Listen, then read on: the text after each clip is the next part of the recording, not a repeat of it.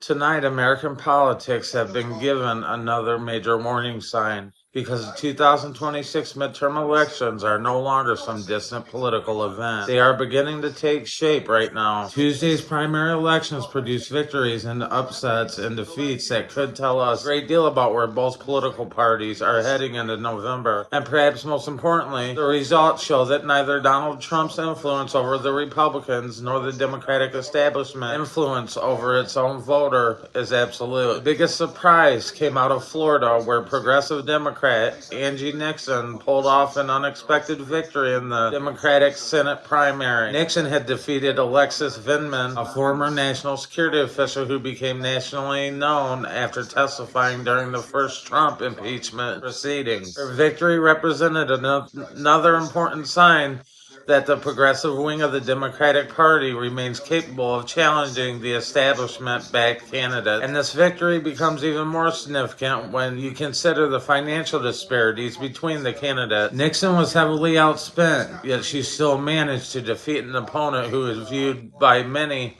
as more conventional Democratic candidate. Her victory had suggested that money, political connections, and traditional campaign strategy may not be enough when voters are motivated by ideology, frustration, and a desire for political change. But now Nixon faces Republican Senator Ashley Moody in November, and that will create a completely different political challenge. Florida has moved significantly toward Republicans in recent elections, meaning that the Democrats will have to overcome a major political disadvantage to turn the primary victory into a general election victory. The question now is whether Nixon can transform the progressive enthusiasm into the broader coalition needed to compete statewide. As well, the Republicans, meanwhile, had their own major victory in Florida, and Trump-backed Congressman Byron Donaldson won the Republican nomination for governor, defeating Lieutenant Governor Jay Collins and setting up a general election contest against the Democratic candidate David Jolly. Now, if Donalds wins in November, he would make history as Florida's first black governor. Now, that race could become one of the most closely watched gubernatorial contests in American history. Florida has become increasingly Republican, while the Democrats have not won the governor's mansion there since 1994. However, November elections are not decided by primary night headlines. Democrats will argue that the turnout, the independents, and the voters dissatisfied with the status quo could still change the political equation. Then there is Alaska, where another potentially important story has emerged. Democrat Mary Petillo finished ahead of the Republican governor, the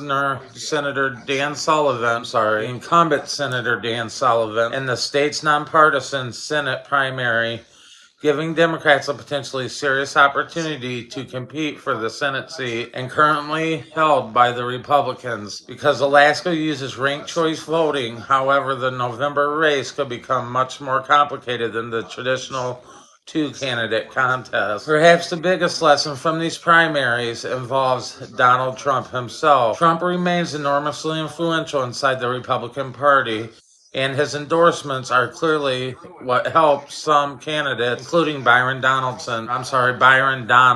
I've been saying Donaldson, it's Donald. But other Trump-backed candidates also struggled or lost to demonstrating that Trump's endorsement is powerful without being an automatic guarantee of victory. Now, the distinction could become extremely important as the Republicans prepare for November. Republican voters are still making individual decisions based on the candidates, issues, personalities, and local political conditions. Results suggest that Trump's influence remains significant, but the Republican electorate is not simply voting from a single script. There is another important development that shouldn't be overlooked as well. Florida's newly redrawn congressional map could strengthen the Republican opportunities in several House districts, while Republican Congressman Corey Mills lost his primary amid political controversy, potentially creating an opening for the Democrats. Once again, the picture is complicated because the Republicans have important structural advantages, while individual candidates can still dramatically change the outcome of the individual races. So what should Americans take away from these primary elections? Well, first, the Republican Party remains heavily influenced by Trump, but his endorsements does not guarantee its victory, while progressive Democrats continue demonstrating that they can defeat establishment-backed candidates. Secondly, the battle of control of Congress is becoming increasingly important as well, because the individual Senate and House races could determine which party controls Washington's legislative agenda. And here's the question voters should be asking right now. Are these primary results showing us where America is actually moving, or are they simply revealing how divided both political parties have become? One side, Republicans continue rallying around Trump's America First movement, while on the other, progressive Democrats are demanding a more dramatic departure from the political establishment. Somewhere between those competing visions are millions of independent and moderate voters who could ultimately decide the November elections. The primaries may be over in these states, but the real political battle has just begun.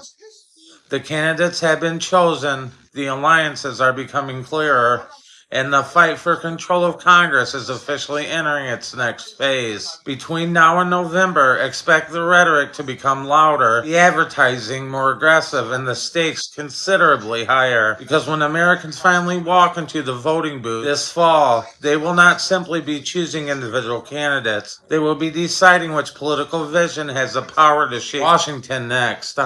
This is no longer just about Donald Trump, and it's no longer simply about the Democrat versus Republican. It's about the future direction of American politics and the voters who are about to have their say. Thanks for tuning in to the Unfiltered Political Lens. We appreciate you being here and look forward to seeing you in the next episode.